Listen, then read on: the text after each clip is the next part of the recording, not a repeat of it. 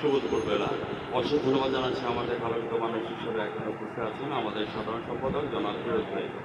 ফিরোজ ভাই, আমি আমার ব্রাইটনিং 39 চ্যানেল এবং জাতীয় পত্রিকা দৈনিক আছে আলোকিত সেখান থেকে আমি সাংবাদিক পড়া ভাই আপনার সঙ্গে আছি। তার সাথে আমাদের সিনিয়র সাবেক সভাপতি তাজ কাকা। তাজ কাকা, আপনাকে আমি ধন্যবাদ জ্ঞাপন করছি। আমরা সাবেক আপনাকে সভাপতি হিসাবে পেয়েছি।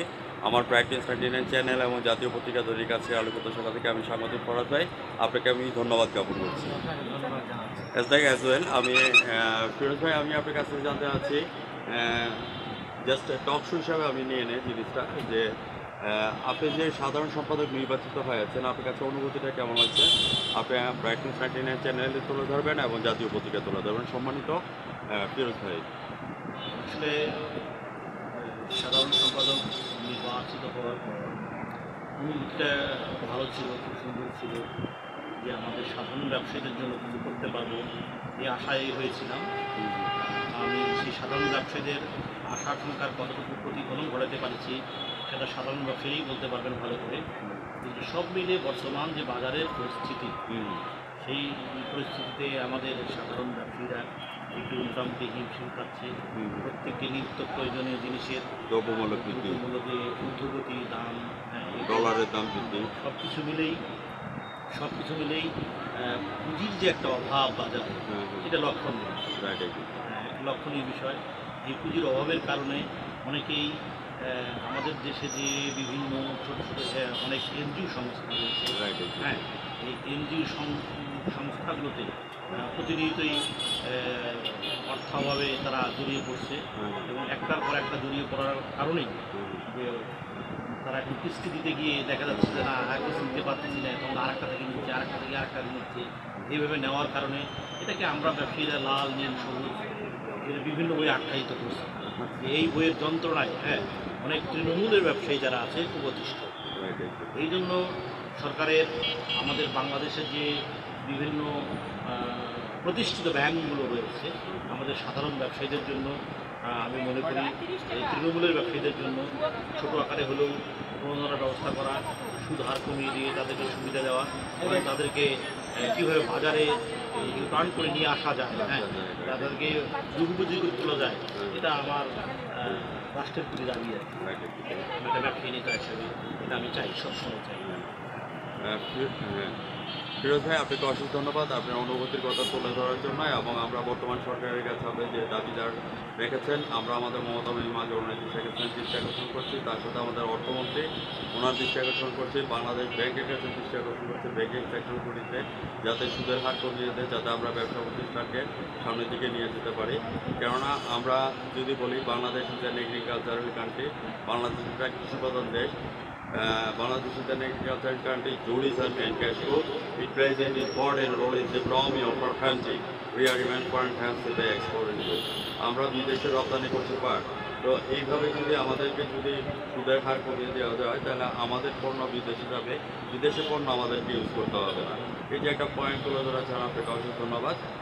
আমি আমাদের সাবেক সভাপতি তাজ ভাই, আমি আপনার কাছে জানতে চাচ্ছি যে আমাদের ফিরোজ ভাই সম্পর্কে কিছু কথা তুলে ধরবেন এবং আপনি যে সাবেক সভাপতি ছিলেন, আপনার অনুভূতিটা কেমন ছিল? আমি সাংবাদিক ফরাদ ভাই আপনার সঙ্গে আছি। আমি সাবেক সভাপতি হিসাবে যে দায়িত্ব পালন করেছি তাতে ব্যবসায়ীদের সর্বাত্মক সহযোগিতা আমার কাছে ছিল, আমিও তাদেরকে সহযোগিতা দিয়েছি। আসলে কতটুকু ভালো করেছি না করেছি সেইদের কাছেই ছেড়ে দিই, তারাই জানে। অবশ্য দায়িত্ব মেয়াদ শেষ হওয়ার পর আমি আর পরবর্তী নির্বাচনের দিকে যাইনি, কারণ আমার কাছে এটা অতিরিক্ত ঝামেলাই মনে হচ্ছিল, যার কারণে আমি সরে গেছি। এখন আমাদের ছোটো ভাইয়ের দায়িত্বে রয়েছে। বাজার ব্যবস্থা বলে বাজার ব্যবস্থার সাম্প্রতিক যেহেতু আমার ব্যবসা প্রতিষ্ঠান সেখানে রয়েছে, বাজার ব্যবসা যেভাবে বাজারের মার্কেটের ব্যবসা বাণিজ্য চলছে তাতে এভাবে কয়েকদিন বা কয়েক মাস এই ব্যবসায়ীরা টিকে থাকবে আমার কাছে খুব সন্দেহ, যে হয়তো আর বেশি দিন টিকে থাকবে না, শেষ প্রান্তে চলে এসেছে।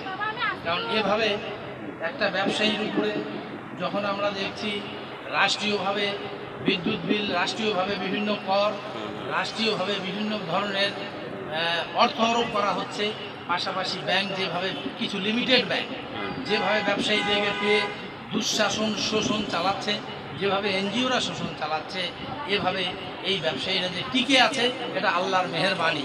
এবং এক্ষেত্রে আমি মনে করি রাষ্ট্রের কোনো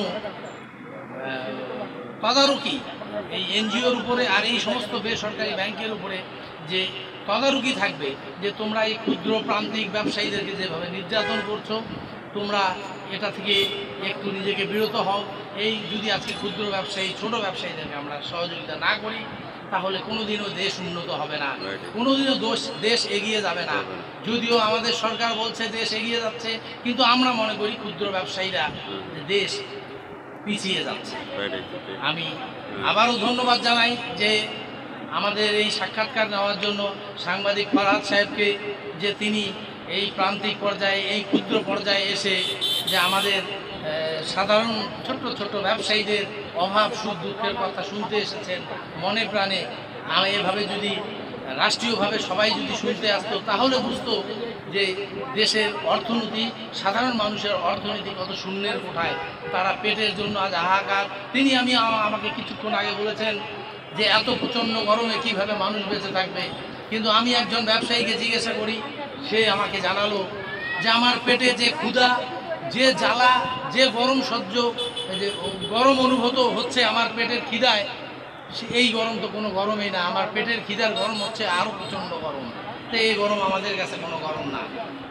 তাই আমি আবারও ধন্যবাদ জানাই সাংবাদিক ফরহাদ ভাইকে, তিনি যেন আবারও আসেন এবং এই ক্ষুদ্র ব্যবসায়ীদের অবস্থার কথাটা একবার সরজমিনে জানেন। আরও আমি কাছাকাছি তাদের যাওয়ার জন্য আহ্বান জানাচ্ছি। ভিউয়ার্স, সাংবাদিক হচ্ছে জাতির বিবেক এবং জাতির দর্পণ। থাকবো না বদ্ধ করে, দেখবো এবার জগৎটাকে কেমন করে ঘুরছে মানুষ যুগান্তরের ঘূর্ণিপাকে। দেশ হতে দেশান্তরে সাংবাদিকের কলম এবং ক্যামেরার কোনোদিন কারণ হিসেবে মাথা নত করে না এবং করবেন না।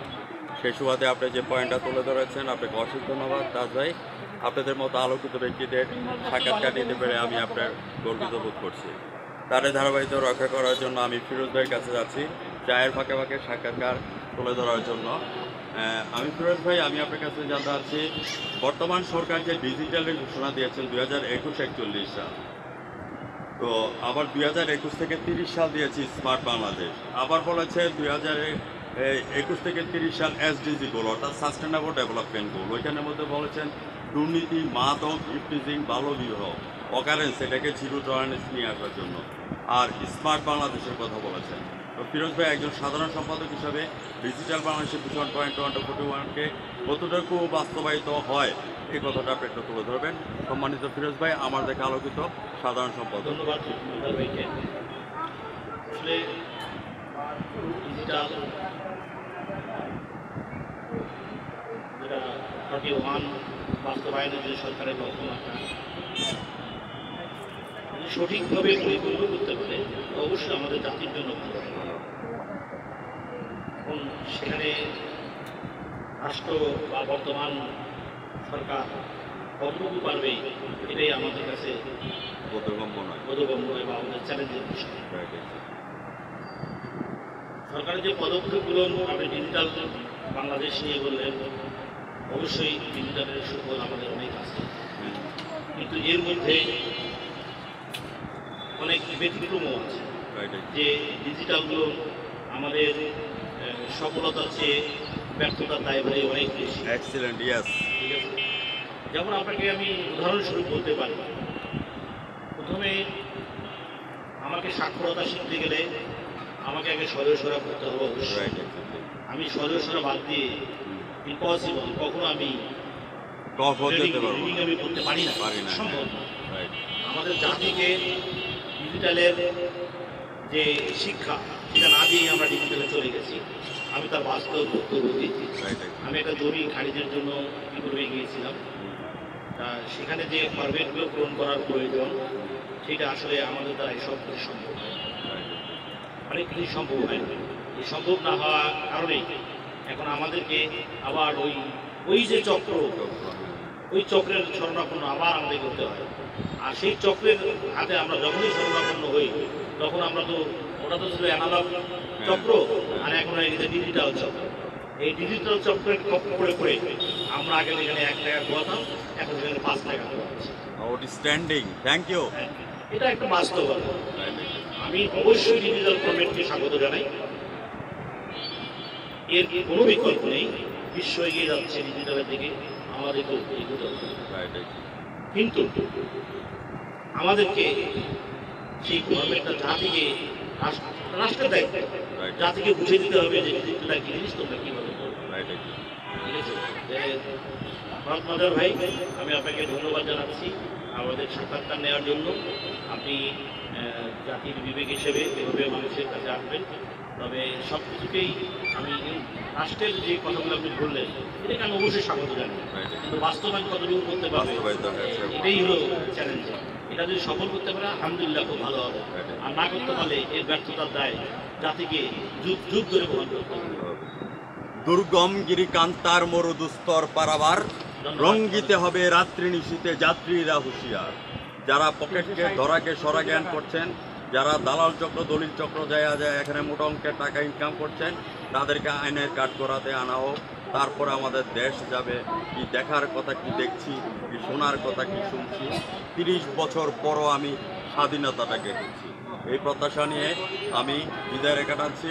ফিরোজ ভাই, আজ রাত 11:15 আপনি টক শোটা দেখে নেবেন, এবং সাথে আমাদের তাজ ভাই আছেন, আমাদের চ্যানেলের মাধ্যমে থাকবেন, এবং জাতীয় পত্রিকা দৈনিক আজকের আলোকিত সকাল এবং ব্রাইট নিউজ 99 চ্যানেল থেকে আমি সাংবাদিক ফরহাদ ভাই, রংপুর জেলা প্রতিনিধি এবং ভ্রাম্যমাণ রিপোর্টার হিসেবে বিদায় রেখে টানছি। ভালো থাকেন, সুস্থ থাকেন, ধন্যবাদ আপনাদেরকে।